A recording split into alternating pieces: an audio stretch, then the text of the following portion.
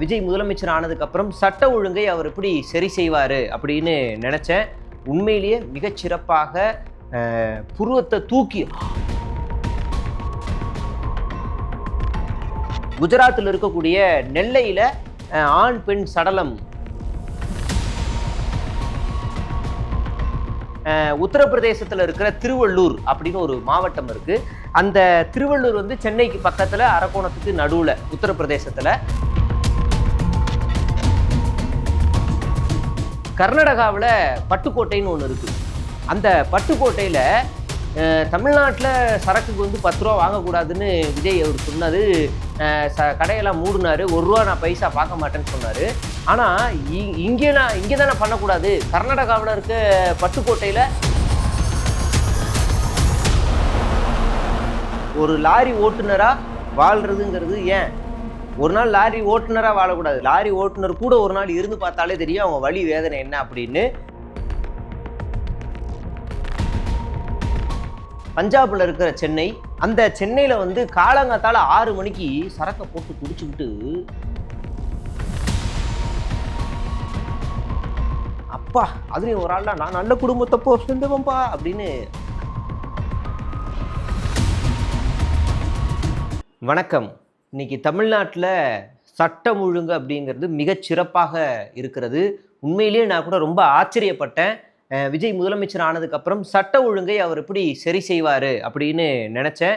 உண்மையிலேயே மிகச்சிறப்பாக புருவத்தை தூக்கி அப்படிங்கிற அளவுக்கு அந்த சட்ட ஒழுங்கு சிறப்பாக இருக்கிறது. நேற்று கூட பார்த்தீங்கன்னா தமிழ்நாடு அமைதி பூங்காவாக இருந்தது.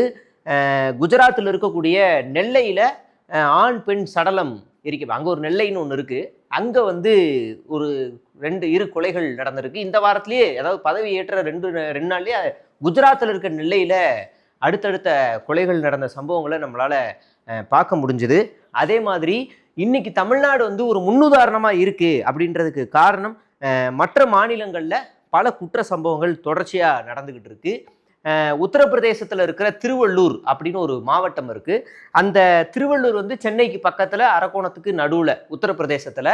அந்த இடத்துல வந்து பார்த்தீங்க அப்படின்னா ஒரு நபரை 2 பேர் அடிக்கிறாங்க. ரோட்டில் குடி போதையில் அடிக்கிறாங்க. என்னடா நடக்குது? நீங்கள் அந்த வீடியோவை பாருங்களேன்.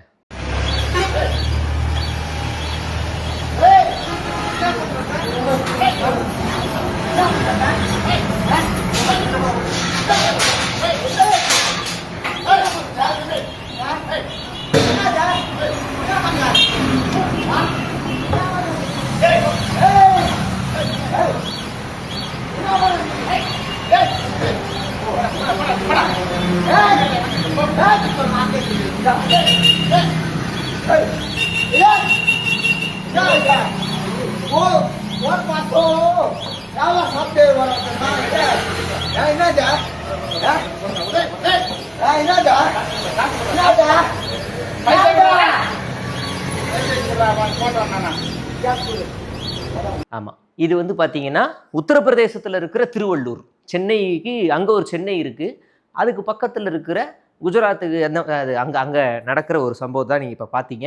அடுத்ததாக வந்து பார்த்தீங்க அப்படின்னா கர்நாடகாவில் பட்டுக்கோட்டைன்னு ஒன்று இருக்குது. அந்த பட்டுக்கோட்டையில் தமிழ்நாட்டில் சரக்குக்கு வந்து 10 ரூபா வாங்கக்கூடாதுன்னு விஜய் அவர் சொன்னது. கடையெல்லாம் மூடினார். 1 ரூபா நான் பைசா பார்க்க மாட்டேன்னு சொன்னார். ஆனால் இங்கே தானே பண்ணக்கூடாது. கர்நாடகாவில் இருக்க பட்டுக்கோட்டையில் ஒரு கோட்டருக்கு 20 ரூபா வாங்குறாங்க. எனக்கு ரொம்ப ஆச்சரியமாக இருக்குது. அங்கே தமிழ் பேசுகிறாங்க. பட்டுக்கோட்டை கர்நாடகாவில் இருக்க ஒரு பட்டுக்கோட்டையில் தமிழ் பேசி வீடியோலாம் வெளியிடுறாங்க. அதையும் நீங்கள் வந்து பாருங்கள். இன்றைக்கு தமிழ்நாடு முழுவதும் ஒரு மாற்றம் ஏற்பட்டிருக்கு. குறிப்பாக வந்து இணையதளங்களில் 2 தினங்களாக என்னன்னா எம்ஆர்பி ரேட்டை விட கூடுதலாக விற்கக்கூடாதுன்னு தமிழ்நாடு அரசு உத்தரவு போட்டிருக்காங்க. விஜய் அவர்களும் 1 பைசா கூட மக்கள் மனத்தை திருட மாட்டேன்னு உத்தரவு போட்ட நிலையில் கடந்த 3 தினங்களாக பட்டுக்கோட்டையில் இந்த கடையில் பார்த்தீங்கன்னா 140 ரூபா போட்டு 160 ரூபான்னு விற்கிறாங்க.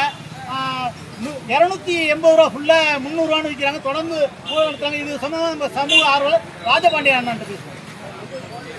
தமிழக மக்கள் முன்னேற்ற கழகம், நான் தஞ்சை தெற்கு மாவட்ட செயலாளர்.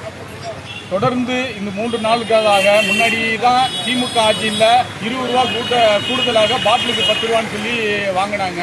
முன்னாடினாவது செந்தில் பாலாஜிக்கு போகுது, அங்கே போகுது, இங்கே போகுதுன்னு சொன்னாங்க. ஆனால் இன்னைக்கு 3 நாட்களாக பாட்டிலுக்கு 20 ரூபா கூடுதலாக விற்பனை செய்யும் மதுபான கடைகளை ஆய்வு பண்ண சொல்லி நடவடிக்கை எடுக்க சொல்லி டிஎஸ்பியிடம் மனு கொடுக்க போறோம். பாட்டிலுக்கு 20 ரூபா வாங்குறாங்க ஸ்டிக்கர் ஒட்டி. இதை உடனடியாக தமிழக அரசு மாவட்ட நிர்வாகம் நடவடிக்கை எடுக்குமாறு தாழ்மையோட கேட்டுக்கொள்கிறோம். நிச்சயமா கரூர்ல நம்ம இப்போடைய தமிழக முதலமைச்சர் மக்கள் முதலமைச்சர் என்ன பாட்டு பாடினா பாட்டிலுக்கு 10 ரூபாய் பாட்டிலுக்கு 10 ரூபான்னு பாடினாரு.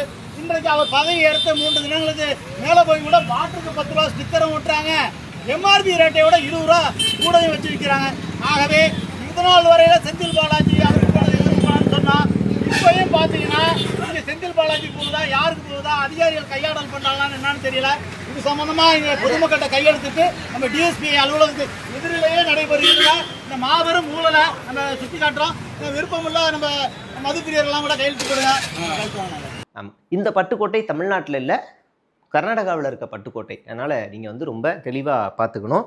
அடுத்ததாக நம்ம பார்க்க போகிற சம்பவம் என்ன அப்படின்னா, இங்கே இந்த ஜார்க்கண்ட் இருக்குல்ல, ஜார்க்கண்டில் ஒரு சென்னைன்னு ஒன்று இருக்குது. அந்த சென்னை தேசிய நெடுஞ்சாலை அங்கே ஒரு டோல்கேட் சுங்கஞ்சாவடி இருக்குது. அங்கே ஒரு சென்னை இருக்குது. நீங்கள் தமிழ்நாடு சென்னை சொல்ல அங்கே வழக்கமாக போய்கிட்டு இருக்கிற லாரிகளை நிப்பாட்டி அதிகாரிகள் ஒவ்வொருத்தருக்கும் 1500 ரூபா ஃபைன் போட்டிருக்காங்க. ஒரு லாரி ஓட்டுநராக வாழ்கிறதுங்கிறது ஏன் ஒரு நாள் லாரி ஓட்டுநராக வாழக்கூடாது, லாரி ஓட்டுநர் கூட ஒரு நாள் இருந்து பார்த்தாலே தெரியும் அவங்க வலி வேதனை என்ன அப்படின்னு. பகலில் வண்டி ஓட்டக்கூடாது, எங்கேயாவது வெயிலில் ஓரமாக போட்டு தூங்கணும், ராத்திரியெல்லாம் வண்டி ஓட்டணும். அப்படியும் ஓட்டினாலும் பல இடங்களில் கமிஷன் கட்டிங் அப்படி இப்படின்னு ஓடும். குடும்பம் குட்டி எல்லாத்தையும் விட்டுட்டு இன்னைக்கு கிளம்புறாங்கன்னா ஒரு வாரம் கழிச்சு தான் வீட்டையே திரும்ப வருவாங்க. அப்படியான ஆள்கிட்ட ஒவ்வொருத்தரும் 1500 ரூபா தான் அவங்களுடைய ஒரு நாள் வருமானமாகவே இருக்கும். அதை இந்த ஜார்க்கண்ட் தான் நான் சொன்னேன், ஜார்க்கண்டா சரி விடுங்க. இது காஷ்மீரில் இருக்க சென்னையில் இருக்க டோல்கேட்டை இந்த மாதிரி அங்கே 1500 ரூபா ஃபைன் போட்டு அந்த தொழிலாளர்கள் வேதனையோட வீடியோ வெளியிட்டிருக்காங்க. அதையும் நீங்கள் பாருங்கள். சென்னையில் டோல்கேட்டில் நிற்கிறோம். 8 வண்டி வரிசையாக வந்தோம்.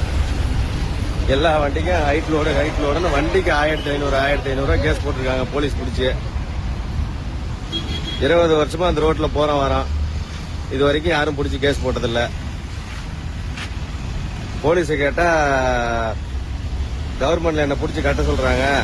போடு நாளைக்கு 50 பில்லு போடு 100 பில்லு போடுறேன்னு ராவடி கட்டுறானுவன். ஸ்பாட் பையன் போட்டுக்கிறாங்க. இப்போ பில்லை போட்டுட்டு ஸ்பாட் பையனை கொடுத்தாதான் வண்டி எடுக்கணும்னு சொல்லி பிடிச்சிக்கிட்டாங்க வண்டியை டோல்கேட்ல சென்னையில. பாரு எல்லா வண்டியும் பில்லை போட்டு கையில கொடுத்துட்டாங்க, லைசன்ஸ் பண்ணிட்டு போயிட்டாங்க. விஜய் வந்தால்னா ஊழல் இல்லாத ஆட்சி நடக்கும்னு சொன்னாங்க. விஜய் வந்துதான் போட சொன்னாருன்னு சொல்றாங்க போலீஸ். அடுத்ததா நம்ம பார்க்க போகிறது சென்னை திருவொற்றியூர். இந்த சென்னை சென்னை இது தமிழ்நாட்டில் இருக்க சென்னை கிடையாது. இது எங்கே வச்சுக்கலாம், பஞ்சாபில் இருக்கிற சென்னை. அந்த சென்னையில் காலங்காத்தால் 6 மணிக்கு சரக்கை போட்டு குடிச்சுக்கிட்டு போய் பண்ணுறாங்கன்னா எவ்வளோ மோசமானவங்களாக இருப்பாங்கன்னு பாருங்களேன். காலையில் பஞ்சாபில் இருக்க சென்னை திருவொற்றியூர், நான் தமிழ்நாட்டு திருவொற்றியூர் சொல்லலை, அங்கே சட்ட ஒழுங்கு சிறப்பாக இருக்குது. ஏன்னா நம்ம அண்ணன் முதல்வர் விஜய் அவர்கள் ஆட்சியில் இருக்கார். அங்கே பார்த்தீங்கன்னா காலையில் 6 மணிக்குங்க, அப்பா அதுலேயும் ஒரு ஆள்லாம் நான் நல்ல குடும்பத்தை சேர்ந்தவன்பா அப்படின்னு, நல்ல குடும்பத்தை சேர்ந்தவனுக்கு எதுக்கு 6 மணிக்கு குடிக்கணும்? பிரதருக்கு புதரில் என்ன வேலை, யோகினுக்கு இருட்டில் என்ன வேலைங்கிற மாதிரி அங்கே குடிச்சிக்கிட்டு இருக்காப்புல. அதே திருவொற்றியூரில் இல்லை, இது வேற எங்கேயாவது வச்சுக்குவோம், பஞ்சாப் சொல்லிட்டேன், ஜார்க்கண்ட் சொல்லிட்டேன், பீகாரில் இருக்க சென்னை திருவொற்றியூரில் இன்னொரு ஒயின் ஷாப்பில் காலையில் 5:45 மணிக்கெல்லாம் சரக்கை சும்மா சலமாக ஓட்டுறாங்க. அதனால் நான் என்ன சொல்கிறேன் அப்படின்னா, எந்த கொம்பம் வந்தாலும் சரக்கை சென்னை தமிழ்நாட்டை தவிர வேறு எங்கேயாவது ஒழிச்சிடலாம். தமிழ்நாட்டில் ஒழிச்சிடலாம், ஏன்னா ஒழிச்சிட்டோம் நாங்கள். இனிமேல் இங்கே 10 ரூபா வாங்க மாட்டோம், கடைகள் மூடுனாலும் அதெல்லாம் போய் எடுக்க மாட்டோம், சட்ட ஒழுங்கு ரொம்ப சிறப்பாக இருக்கும் அப்படின்னு நம்ம உறுதியளிக்கிறோம். இந்த ஒரு விஷயத்தில் நேற்று மட்டுமே நடந்த இந்த சம்பவங்கள்லாம் பார்க்கும்போது புல்லரிக்குது. இப்படி நம்ம தமிழ்நாட்டில் வாழ்ந்துக்கிட்டு இருக்கோம் பாருங்கள். கர்நாடகாவில் இருக்க புதுக்கோட்டை, உத்தரப்பிரதேசத்தில் இருக்க சென்னை, குஜராத்தில் இருக்கிற சென்னை, அப்புறம் ஜார்க்கண்டில் திருவள்ளூர், ஏதோ ஒன்று, அங்கெல்லாம் பாருங்கள் எவ்வளோ அட்டூழியம் நடக்குது அப்படின்னு பார்க்கும்போது மனவேதனையாக இருக்கிறது. உண்மையிலேயே நாம் இனிமே தமிழ்நாட்டில் வாழப்போவதை நினைத்தால் மிகவும் சந்தோஷமாக இருக்கிறது. ஹைஃபை பண்ணுங்கள், ஜாலியாக இருப்போம். நன்றி.